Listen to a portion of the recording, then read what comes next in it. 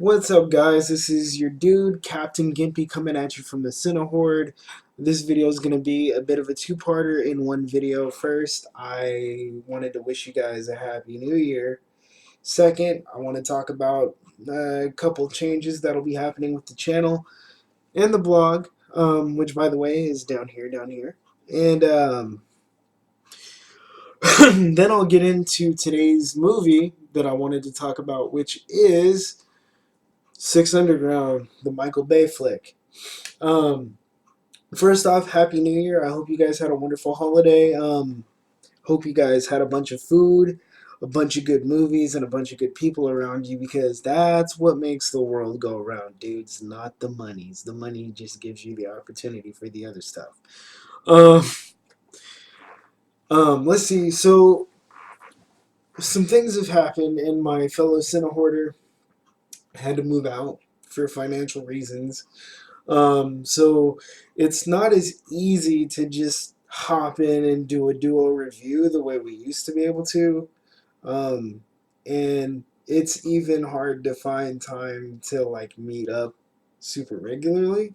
And being a 4-day-a-week project in the beginning, which is what we tried to be, no matter how many times we tried, it just didn't work. So what we're going to do is scale back to 2 days a week so we can be more consistent and be more thorough in our coverage and all that good stuff, and hopefully that makes everything better for everyone all around. Today, I'm gonna look this up. Today we're gonna talk about a Michael Bay movie starring Ryan Reynolds, Melanie Laurent, and Manuel Garcia Rulfo. If you guys have already seen it, then you already know what I'm talking about. Michael Bay's new Netflix original movie, Six Underground. Now, I've been personally critical of Michael Bay as far as the Transformers series goes, because it just seemed like a giant CG fest with no plot. And you could certainly argue that some of Michael Bay's more recent work in general has no plot, but neither does this movie. Here's the difference between Transformers and this movie. I actually enjoyed the film, and here's why. Because the problem with Transformers You're really ruining is my that the story right now. You history know of that. that whole franchise hinges on a toy, right? You got an issue. There's And they movement, needed a man. story to make a TV show to sell the toy. The problem is nobody really knows what the hell a transformer is anymore. Not the way the 80s kids do, not the way that 70s kids do. Alright? So Hello, that boys. really doesn't work. And people who do know Transformers know it from the TV show, and What if we I all told sort you of have this I know innate what happens when you storytelling sense die? that is finely honed because we You become a consume so ghost. much more media, and Michael Bay didn't give No a more crap criminal about records. plots and just made shit No more blow up. office parties. Or stupid Which is weddings. fine, except if you Best wanted part to of go being see a Transformer movie, you might have actually wanted to see a story to go along with the changing robots. So in this film, Ryan Reynolds plays a dude who is super duper rich, so rich he's been off the grid. Hey dudes, Captain Gimpy here, and I totally forgot to mention that I read a review of this movie, and then I watched Double Toasted's review of this movie. And both reviews mentioned that the movie was extremely confusing because the first 45 minutes was kind of like a WTF jump cut bonanza, right? And you couldn't really figure out what was going on.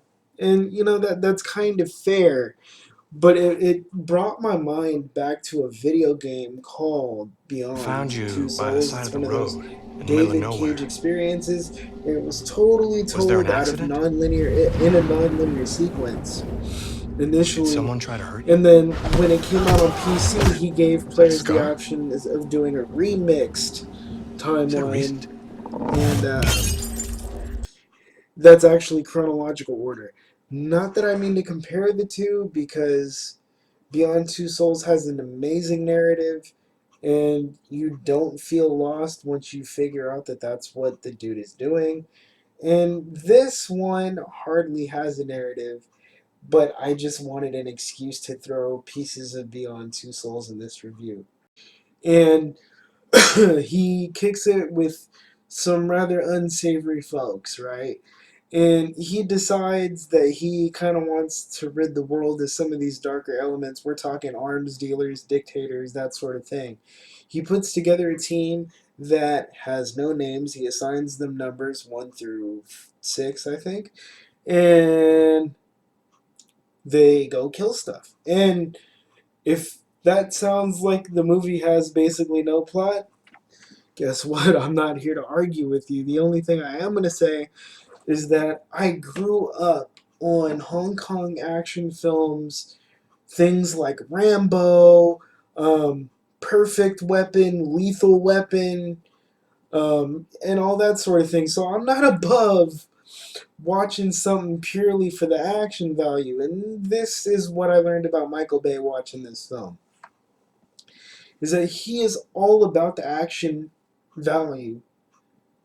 And that's it. Like, he can shoot action sequences and he can make you feel things in moments of action, but he really can't tell a story. Like, when you're in film school and stuff, they tell you that everything you do in a film should serve the story, whether it's the use of CG or some kind of in-camera effect or moving a shot from one place in the cut to another place in the cut. It should all be to serve a story. Michael Bay works the other way. I feel like he has things that he wants to do in a movie. Like, I think this was his ideal balls to the wall, go all out Michael Bay-ness of all the movies he's done, right? And so it seems that he has these action sequences and he needs to find some kind of plot where he can fit them all in there. That's really what I think Michael Bay's life calling is. And when you let him do that, I'm not gonna lie to you. Like, as I was going back through his IMDb page, there are more than a few films that I kind of enjoyed, like Pearl Harbor, Bad Boys 2, and Armageddon off the top. And so that's what this movie is. It's Michael Bay being Michael Bay. The action is over the top. If you're looking for a story, you're not gonna find much of one, but what you will find is something fun. And if you like Mr. Deadpool, that same sense of humor is on display here, although I will say that the writing for Deadpool is miles above anything in this movie. But if you already have a Netflix subscription and you're an action movie junkie like me and you're looking to have a good time with friends and family, munching on some popcorn, nachos, or whatever, and watch shit blow up, then Michael Bay is the perfect director for that, and this is the quintessential Michael Bay essence of Michael Bay movies. And yeah, that's pretty much all I have to say about that one. If you enjoyed this video, or if you think I look funny, or you like listening to me rant or whatever, I don't even care if you hate me. Hit the like, comment, and subscribe down below, and I will see you at the movies. Bye, dudes.